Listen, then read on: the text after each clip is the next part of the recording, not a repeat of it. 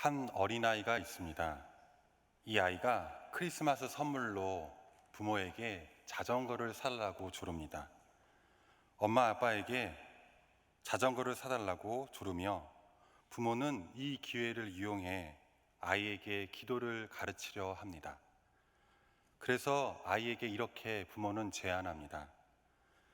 너 예수님에게 자전거를 하나 주세요라고 편지를 써봐. 처음에 아이는 부모의 제안에 싫어합니다. 마음에 들지 않아 합니다. 결국 예수님께 편지 쓰기로 마음먹고 쓰기 시작합니다. 예수님, 저는 1년 동안 착한 아이였습니다. 저는 새 자전거를 가지고 싶습니다. 저에게 자전거를 주세요. 아이가 다시 생각합니다. 왠지 예수님은 자기를 잘 아실 것 같습니다. 아이가 1년 동안 어떤 아이였는지를 예수님은 잘 아실 것 같습니다. 그래서 쓴 편지를 찢어버리고 이렇게 씁니다. 예수님, 저는 1년 동안 괜찮은 아이였습니다. 저는 새 자전거를 가지고 싶습니다. 착한 아이에서 괜찮은 아이로 표현을 바꿉니다. 아이가 글을 읽어보니 아직도 완전히 진실하지는 않은 것 같습니다. 이제 예수님께 조심스레 묻습니다. 예수님, 저는 1년 동안 착한 아이가 되고 싶었습니다. 제가 새 자전거를 가질 수 있을까요? 그런데 아무리 생각해도 자기는 1년 동안 착한 아이가 되려고 한 적이 한 번도 없습니다. 편지를 구겨서 휴지통에 던져버리고 거실로 갑니다. 거실에 엄마가 만들어 놓은 예수님 탄생 장식들이 놓여져 있습니다. 거기에서 예수님의 어머님 마리아의 인형을 아주 얇은 담요로 싸서 몰래 감춥니다. 그리고 편지를 이렇게 씁니다. 예수님, 당신의 엄마를 다시 보고 싶으면 저에게 새 자전거를 사주세요. 아무래도 이 아이는 크리스마스에 자전거를 선물로 받지 못할 듯 합니다. 이 이야기에 보여주는 기도에 대한 정의가 있습니다. 기도는 설득이다. 기도는 하나님을 향한 인간의 설득이다. 오늘 본문도 기도에 대한 말씀입니다. 본문 누가복음 18장 1절입니다. 예수께서 그들에게 항상 기도하고 낙심하지 말아야 할 것을 비유로 말씀하여. 누가복음 18장 오늘 본문은 앞정인 누가복음 17장 후반부와 연관이 됩니다. 누가복음 17장 후반부는 말세에 대한 예언입니다. 누가복음 17장 30절입니다. 인자가 나타나는 날에도 이러하리라. 누가복음 17장 후반부는 인자가 나타나는 날, 말세에 대한 언급을 합니다. 인자가 나타나는 날에 예수님께서 재림하실 때에, 말세 때에 무엇을 우리가 준비해야 하는지, 어떻게 해야 하는지를 말하는 것이 바로 오늘 본문 누가복음 18장 1절부터 8절의 말씀입니다. 인자가 나타나는 날에 무엇을 준비해야 할까요? 본문의 결론인 누가복음 18장 8절은 이러합니다. 내가 너희에게 이르노니 속히 그 원한을 풀어주시리라. 그러나 인자가 올 때 세상에서 믿음을 보겠느냐 하시니라. 그러나 인자가 올 때 세상에서 믿음을 보겠느냐 하시니라. 인자가 나타날 때, 예수님께서 다시 오실 때, 말세 때 주님께서 보시는 것이 있습니다. 바로 믿음입니다. 이 믿음이 무엇으로 나타나나요? 기도입니다. 믿음은 기도로 나타납니다. 믿음과 기도를 설명하기 위해 비유를 드십니다. 누가복음 18장 1절입니다. 예수께서 그들에게 항상 기도하고 낙심하지 말아야 할 것을 비유로 말씀하여. 과부와 재판장의 비유입니다. 불의한 재판장의 비유라고도 합니다. 재판장이 있습니다. 그는 하나님을 두려워하지 않고 사람을 무시하는 재판장입니다. 과부가 있습니다. 그녀는 원수에 대한 원한을 가진 과부입니다. 과부는 끈질기게 자신의 원한을 재판장에게 풀어달라고 간청합니다. 요청합니다. 과부의 원한을 풀어주지 않으면 재판장이 곰곰이 생각해 보니 자신이 늘 괴롭힘을 당할 것 같습니다. 그래서 결국 재판장은 과부의 원한을 풀어줍니다. 그리고 이렇게 결론을 내립니다. 과부처럼 우리는 끈질기게 기도해야 합니다. 과부처럼 항상 기도하고 낙심하지 말아야 합니다. 그 근거를 누가복음 18장 6절과 7절을 둡니다. 6절과 7절의 말씀입니다. 주께서 또 이르시되 불의한 재판장이 말한 것을 들으라. 하물며 하나님께서 그 밤낮 부르짖는 택하신 자들의 원한을 풀어주지 아니하시겠느냐? 그들에게 오래 참으시겠느냐? 불의한 재판장도 과부의 끈질긴 부르짖음을 들어주었다. 이와 똑같다. 하나님께서 우리의 끈질긴 부르짖음을 들어줄 것이다. 들어주지 않겠느냐? 그러므로 항상 기도해라. 낙심하지 말아라. 그런데 이 비유의 결론은 6절과 7절이 아닙니다. 본문의 비유의 결론은 8절에 있습니다. 누가복음 18장 8절입니다. 내가 너희에게 이르노니 속히 그 원한을 풀어주시리라. 그러나 인자가 올 때 세상에서 믿음을 보겠느냐 하시니라. 이 8절에서 우리가 먼저 주목해야 할 단어가 있습니다. 바로 그러나입니다. 그러나 뒤에는 항상 할 말이 나옵니다. 진정으로 할 말, 결론이 나옵니다. 그러나 인자가 올 때 세상에서 믿음을 보겠느냐 하시니라. 이 그러나라는 단어로 인해서 이 비유의 핵심은 과부의 끈질긴 간청에 있지 않습니다. 비유의 핵심은 끈질긴 기도의 행위에 있지 않습니다. 비유의 핵심은 바로 믿음에 있습니다. 그러나 인자가 올 때 세상에서 믿음을 보겠느냐 하시니라. 분명 본문에서 비유를 두는 이유를 이렇게 증거합니다. 1절의 말씀입니다. 예수께서 그들에게 항상 기도하고 낙심하지 말아야 할 것을 비유로 말씀하여, 항상 기도하고 낙심하지 말아야 할 이유가 무엇인 줄 아느냐? 그 이유에 대한 말씀이 오늘 본문의 비유입니다. 그런데 결론을 이렇게 말하면 어떻게 될까요? 낙심하지 말고 기도해. 왜 우리가 기도하고 낙심하지 말고 항상 기도해야 합니까? 라는 이런 물음에 낙심하지 말고 항상 기도하면 돼 라고 대답하는 것과 꼭 같습니다. 기도를 해야 하는 이유를 묻고 있는데 기도를 하라고 대답한다면, 물론 그렇게 말할 수 있지만 같은 말을 반복하는 그 이상도 그 이하도 아닙니다. 비유가 증거하는 핵심이 무엇일까요? 그것은 응답의 주체가 누구냐입니다. 이 비유 가운데 기도 응답의 주체가 누구입니까? 기도 응답의 주체가 끈질기게 간청하는 과부에게 있습니까? 아닙니다. 기도 응답의 주체는 인간이 아닙니다. 기도 응답의 주체는 하나님이십니다. 비유의 핵심은 과부가 끈질기게 불의한 재판장에게 부르짖는 그 행위에 있지 않다라는 의미입니다. 주님은 과부의 끈질긴 행위를 칭찬하신 것도 아닙니다. 이 비유의 핵심은 바로 우리 하나님께서는 불의한 재판장이 아니시라는 것입니다. 누가복음 18장 7절의 말씀입니다. 하물며 하나님께서 그 밤낮 부르짖는 택하신 자들의 원한을 풀어주지 아니하시겠느냐? 그들에게 오래 참으시겠느냐?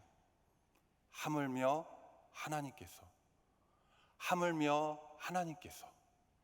하나님께서는 불의한 재판장이 아니십니다.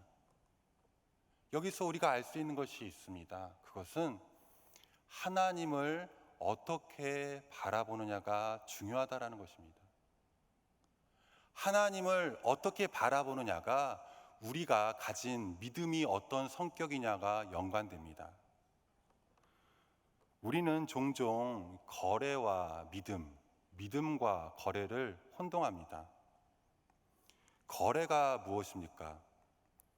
거래는 내가 상대에게 100을 주면 상대도 나에게 100 혹은 그 이상의 가치를 주고 그것을 기대하는 것, 그것이 바로 거래입니다. 그런데 이 거래는 믿음은 아닙니다. 그저 거래일 뿐입니다. 믿음은 무엇입니까? 내가 상대에게 100을 줍니다. 그런데 상대가 나에게 100을 안 줄 수도 있습니다. 내가 손해볼 수도 있습니다. 그렇다도 그렇게 해도 괜찮다. 그것이 믿음이지 않습니까? 내 뜻이 아니라도 당신의 뜻을 믿는다는 것, 그것이 참 믿음입니다. 사탄은 거래를 믿음으로 착각하게 합니다. 교회에서도 거래를 하게 합니다. 하나님과 거래를 하면서 그것이 믿음인 양 착각하게 합니다. 내가 하나님께 100을 드렸습니다. 그러면 하나님께서는 적어도 나에게 100 이상의 가치를 주셔야 한다는 경제 논리에 빠집니다. 최소의 가치를 투자하여 최대의 효용을 얻으면 그래, 나는 잘 믿었다 라고 착각합니다. 그걸 어쩔 때는 자랑합니다. 또 간증까지 합니다.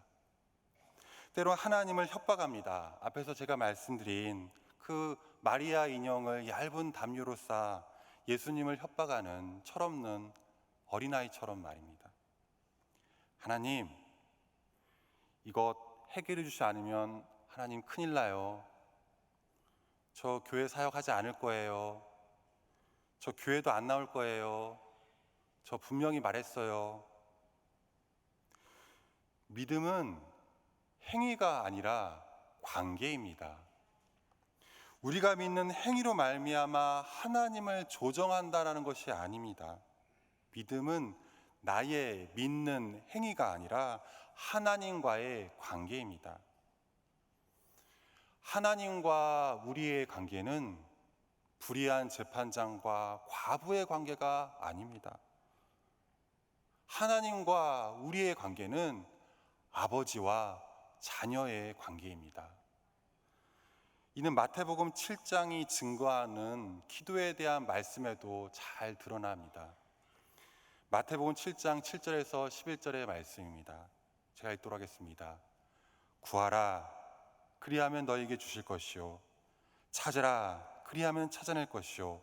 문을 두드리라, 그리하면 너에게 열릴 것이니 구하는 이마다 받을 것이요. 찾는 이는 찾아낼 것이요. 두드리는 이에게 열릴 것이니 그 뒤가 결론이지 않습니까?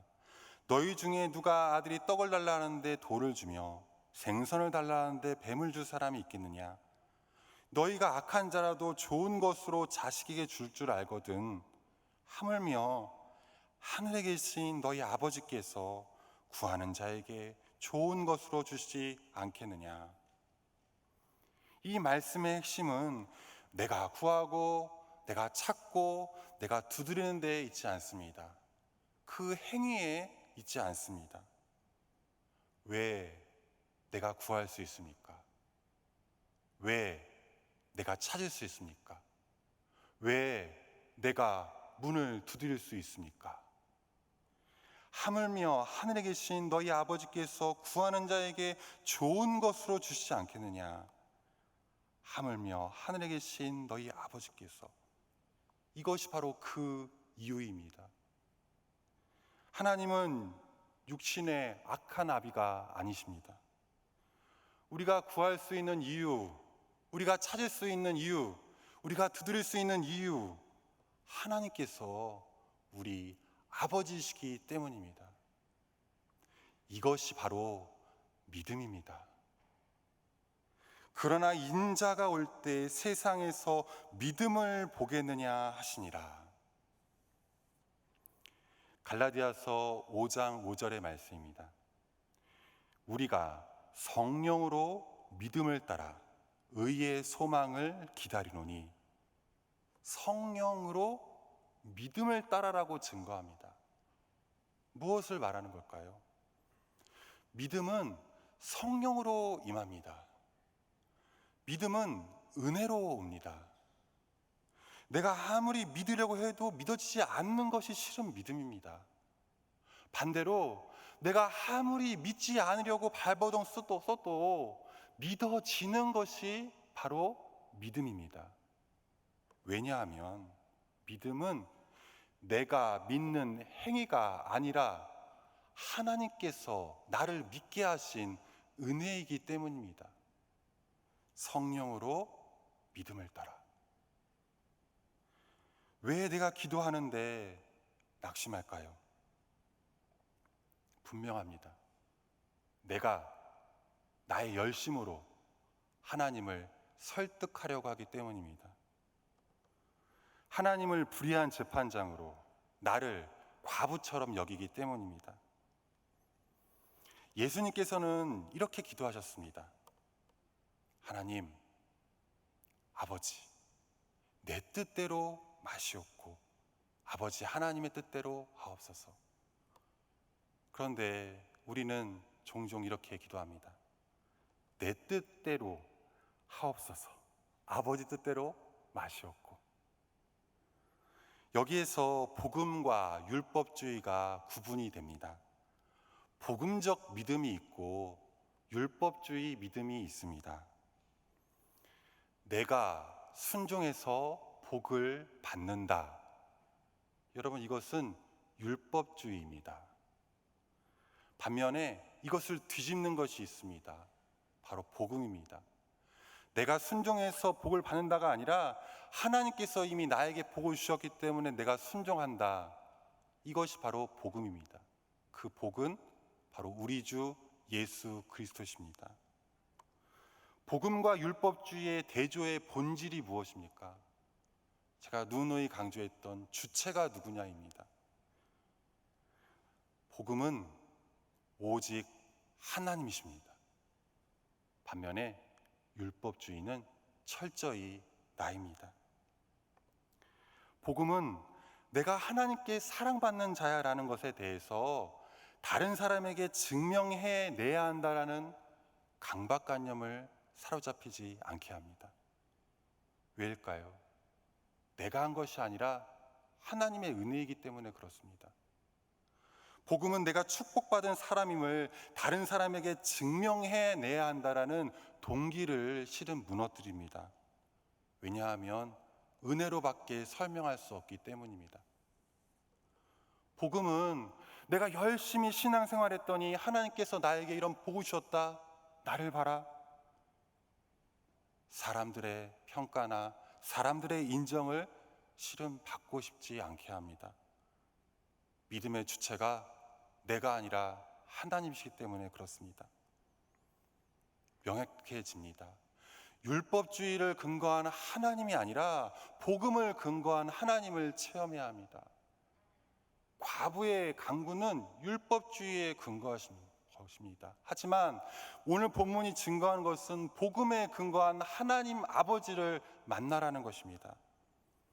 이것은 매우 구체적이고 매우 실제적인 삶의 문제입니다. 성령의 인도 아래 참된 삶을 살 것인가?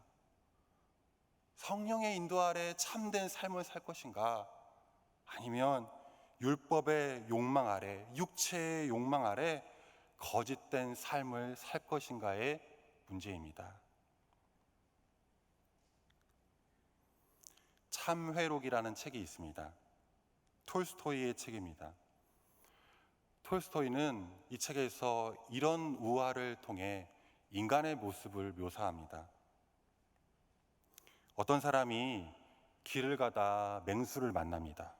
무시무시한 맹수인 듯합니다. 급하게 맹수를 피해 달려갑니다. 때마침 우물이 보입니다. 우물 속으로 들어갔는데 거기에 넝쿨이 있습니다. 겨우 넝쿨을 붙잡아 대롱대롱 매달릴 수 있습니다. 그런데 그 우물 밑바닥을 보니 독사가 있습니다. 독사가 입을 쩍 하고 벌리고 있습니다. 독사는 고개를 들고 그 사람이 떨어지기만을 기다립니다. 우물 위에는 맹수가 있는데 말입니다. 더 기가 막힌 일이 있습니다.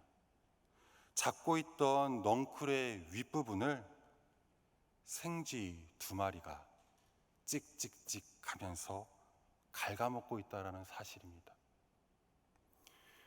넝쿨은 점점 약해져 갑니다. 이 사람은 언제 독사가 기다리는 그 우물 밑바닥으로 빠질지 모릅니다. 그런데 이 상황 가운데 이 사람이 하는 일이 있습니다. 자기가 붙잡고 있는 그 넝쿨 줄기에서 떨어지는 꿀을 빨아먹고 있습니다. 꿀의 단맛 때문에 모든 것을 다 잊습니다.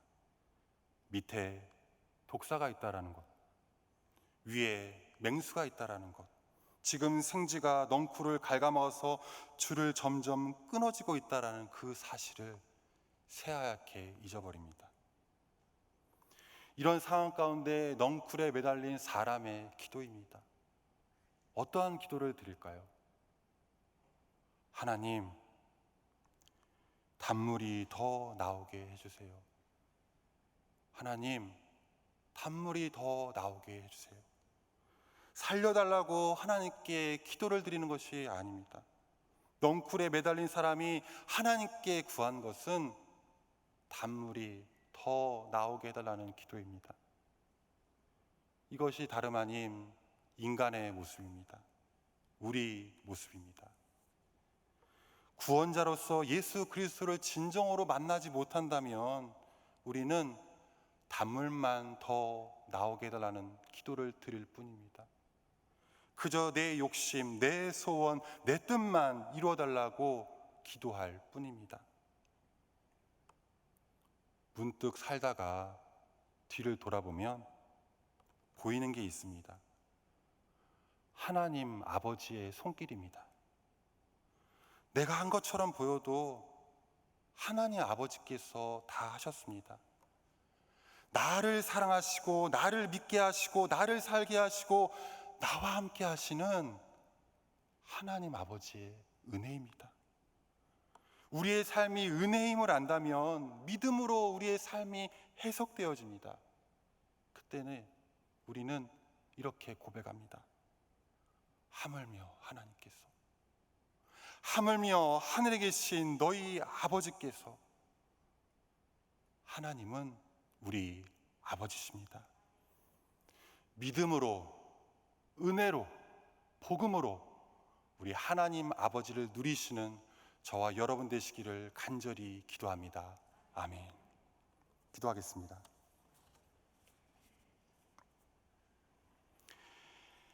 나의 아버지, 나의 하나님 아버지, 하나님께서 나의 아버지이심에 감사합니다. 끈질기게 저를 사랑하시고 조건 없이 저를 구원하셨습니다. 거래가 아니라 믿음으로 하나님을 누리길 원합니다.